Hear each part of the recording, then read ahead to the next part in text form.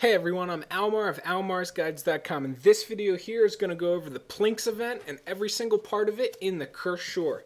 Now, before I get started, I'd like to say that the Plinx event is one of the most commonly run events in the Cursed Shore, and if you don't know what the Cursed Shore is, it's pretty much the only max level zone in Guild Wars, and by that I mean like max level zone currently. You know, Malcor's Leap is like 75 through 80 and Frost Gorge is 70 through 80, while the Cursed Shore is just level 80. No matter where you go in the entire zone, you're not going to be lowered in level a single time.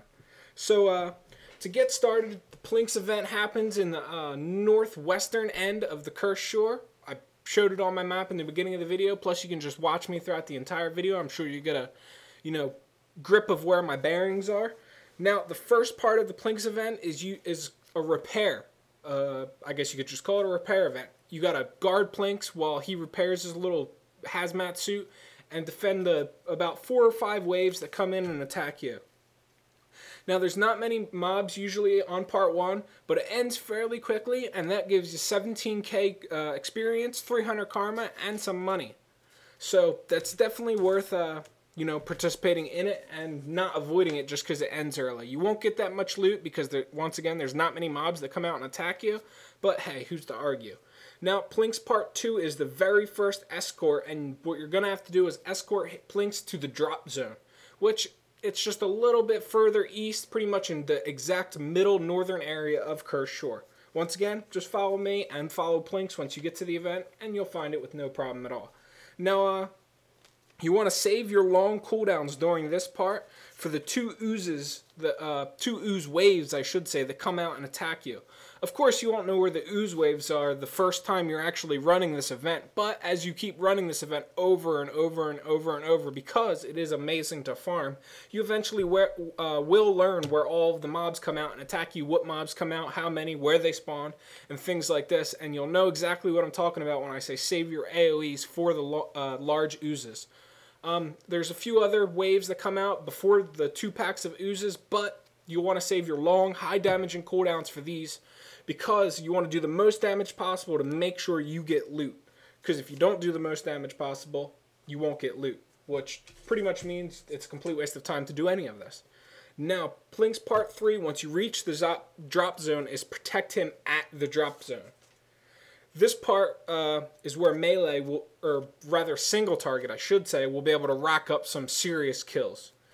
And by that I mean you'll be able to get your loot, build up your sigil stacks, and all of that fun stuff.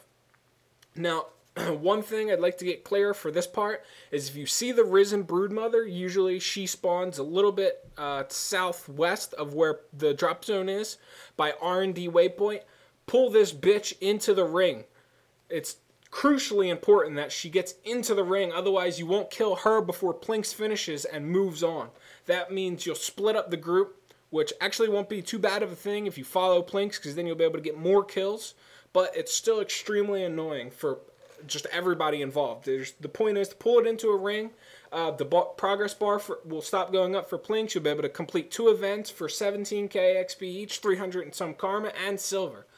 The rewards are pretty much doubled for completing both of these events. The only downside about the Risen Broodmother is if you are a melee character, she puts this retarded bleed on you that stacks up to like 25, and you need to get away from her. You need to stay away from her at all, just forever, under all circumstances, because she will mess you up.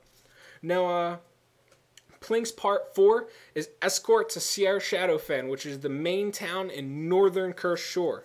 This is the final escort part and the final part of Plinx where you're going to actually get some really good loot, or rather have a chance to get some really good loot. For this part, you want to stand on Plinx at all times. I know I go off of them a little bit in the video. Once you learn what you're doing, it's a little bit easier too. If you stand on Plinx, you'll have the most chance of getting the most loot as long as you do enough damage. If you get off of Plinx, there's a chance where you can get some loot if there's too many people at Plinx and running the event, because if you get off of him, you'll be able to do more damage before all the mobs reach him and where all of the main AoE is. Now, you want to stand on Plinx, as aforementioned, and just AoE your ass off. All of the Risen run to Plinx, and they don't stop until they reach him. So no matter what, if you stand on him, everything's going to be coming to you. which is perfect if you're AoEing in one consolidated area. So there are a few waves. Once Plinx gets to the little mountainside, you'll see what I'm talking about in the video. And then you'll encounter a veteran mob. Usually, I'm pretty sure it's an abomination. Take him out, make sure he gets near Plinx and stops Plinx from moving. Because if he doesn't, Plinx is just going to run into the town and the event's going to complete and you're going to miss out on like 6 more waves of mobs. And you don't want that because you're going to miss all the loot and then be pissed off. So, I lost my train of thought there. Okay, veteran mob. After you kill the abomination veteran mob, Plinx is going to move a little bit more forward by the little flora. I guess you could call it that in this zone. They're like coral, flora, tree thingies. You want to stop there. A few more risen are going to spawn. These ones spawn much closer to Plinx. They're not as spread out and they don't run as far. So once again, stand on Plinx, AoE on top of them. All of the risen will come to you, and that's it. Also, if you're having a hard time getting loot, it's very important that you invite people to your group and accept any group invites that you get.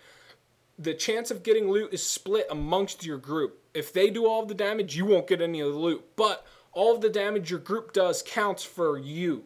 So what that pretty much means is, say you have to do 1,000 damage to the mobs before they die in order to get loot. You do 200. You don't get loot. Now you have 4 people in your group. Everybody does an amount of damage that equals up to 1,000, everybody will get loot, all of the same loot. So that's pretty much how grouping works. It's a little bit strange, it takes a while to get used to, but that's how it works in this game, and that's pretty much it. Now, the very final part of Plinx is the, I guess you could just call it the champion abomination part. He spawns north of Sierra Shadow Fen, and he runs around in this general area. Now, it's very important that, you understand how this fight works. It's not as complicated as Grenth, even though Grenth isn't that complicated. People are just idiots. But what you need to do for this guy is kite him.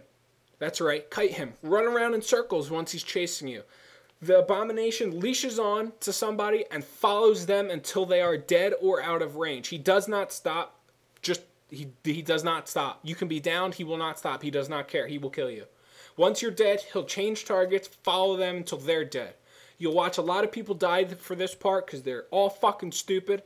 So what you want to do is, if you get aggro and you see him running towards you, do a few evasive rolls, see if he's actually leashed onto you, and if he is, do long, wide kite circles. Just run around in large circles, kite him. Don't cut any sharp corners, otherwise he'll cut the corner too and punch you in the fucking face and knock you down and then beat the shit out of you.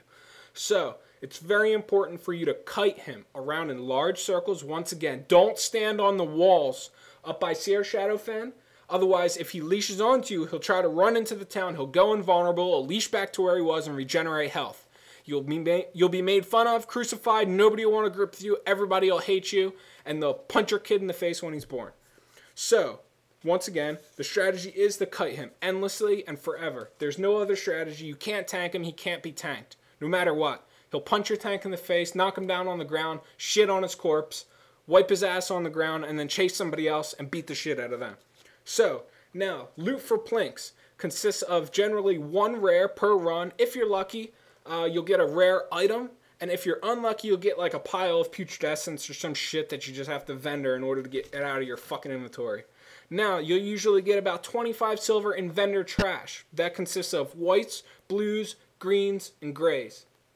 Once again, that is whites, blues, greens, and grays. Save the yellows, aka the rares. You can salvage the whites if you want to, but at this current point in time, each salvage attempt usually costs, if you're using a master salvage kit, usually costs, I'm pretty sure, right around like 70 copper. And you'll be able to, maybe it's a little less. I don't know. I forget the fucking math. So each salvage attempt, let's estimate it at 40 copper, will lowball it, and then you have each of the salvage items, chainmail, acolyte, spotters, rawhide shits, never ever ever ever salvage the leather. They salvage into thick leather sections, which you can't even sell in the auction house for more than vendor price. So, you want to salvage everything you want to salvage absolutely nothing unless everything goes up in price. That's what I was meaning to say, not everything. But if you do want to salvage the chainmail gear, because it has a chance of giving you the Ori Chalcum, and salvage the acolyte gear, which is the cloth gear, because it has a chance of giving you gossamer silk. Ori Chalcum is about 3 silver a piece, and Gossamer Silk is about 2 silver, 90 copper a piece. And both of these items will pretty much give you your money back if you are actually lucky enough to get them from one of the salvages. Aside from that, there really is nothing else to talk about for Plinx. So if you guys enjoyed this video and you'd like to see more Cursed Shore event videos in the future, please like, comment, subscribe, and all of that fun stuff. I'll see you guys around. Happy hunting and whatever else.